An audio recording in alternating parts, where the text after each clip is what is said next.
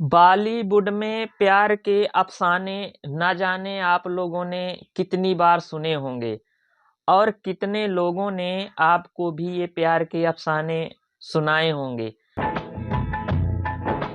प्यार के कितने अफसाने दुनिया ने। लेकिन एक ऐसा अफसाना जो मैं आपको बताने जा रहा हूँ, उस तरह के प्यार का अफसाना आपने कभी नहीं सुना होगा।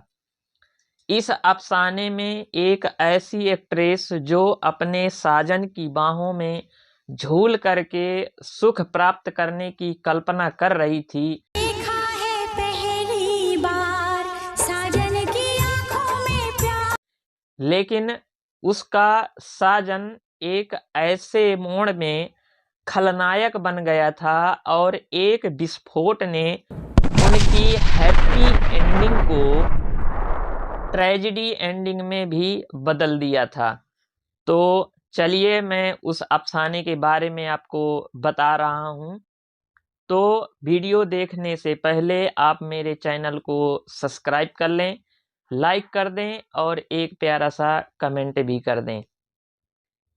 तो मैं बात कर रहा हूँ उस जमाने की, यानी 90 के दशक की धक धक गर्ल के नाम से मशहूर माधुरी दीक्षित और संजय दत्त की लव स्टोरी के बारे में।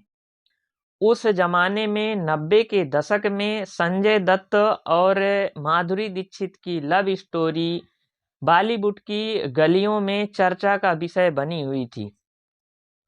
जिसकी जुबान से सुनो उसी की जुबान से दोनों के बस प्यार के किस्से ही सुनाए जाते थे।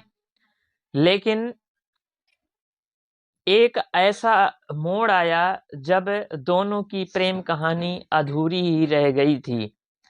उस समय की बात है जब संजय दत्त अपने उफान में थे और कई सारी सुपरहिट फिल्में कर चुके थे। उन्हीं में से एक फिल्म थी साजन। साजन की फिल्म में माधुरी दीक्षित के साथ में उन्होंने बेहतरीन अभिनय किया था और इसी वाली फिल्म से दोनों के प्यार के किस्से शुरू हो गए थे। दोनों एक दूसरे को इस कदर चाहने लगे थे कि पूरी दुनिया को भी भूल गए थे। लेकिन संजय दत्त शादीशुदा थे और उनके बच्चे भी थे। इस बात को माधुरी दीक्षित पूरी तरह से भूल गई थी कि संजय दत्त शादीशुदा है और माधुरी दीक्षित केवल और केवल उनमें से अपने साजन के ख्वाब ही देखा करती थी। इसके बाद में उन्होंने एक फिल्म की जिसका नाम था खलनायक।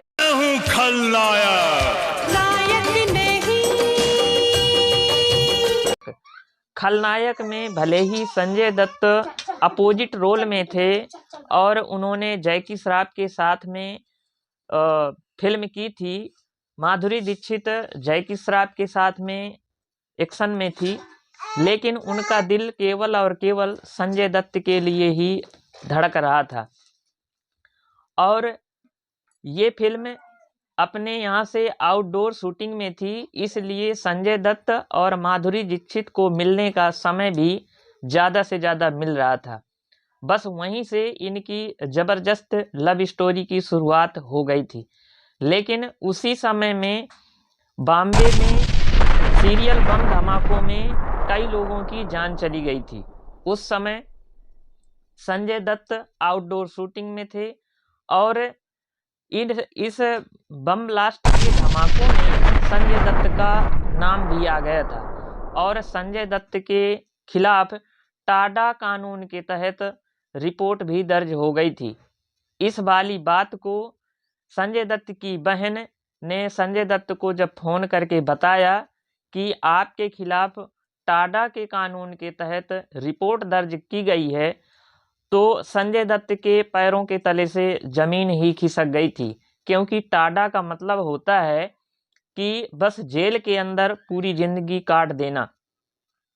जैसे ही संजय दत्त फिल्म की शूटिंग समाप्त करने के बाद में स्वदेश लौटे, तो हवाई जहाज के जो स्टेशन होता है, प्लेटफार्म होता है, उस जगह परिवार की जगह में पूरी पुलिस फोर्स खड़ी हुई थी और परिवार के साथ में जाने के बजाय संजय दत्त पुलिस फोर्स के साथ में जेल चले गए थे।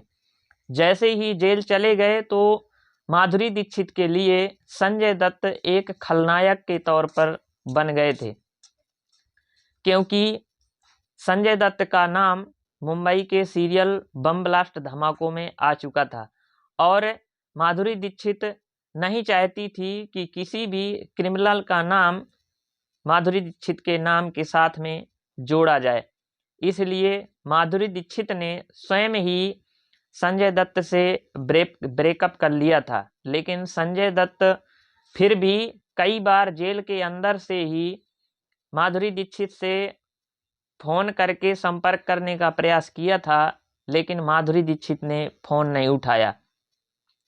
और इस प्रकार इन बम्बई के बम धमाकों ने माधुरी दीक्षित और संजय दत्त की प्रेम कहानी का ट्रेजेडी एंडिंग कर दिया था।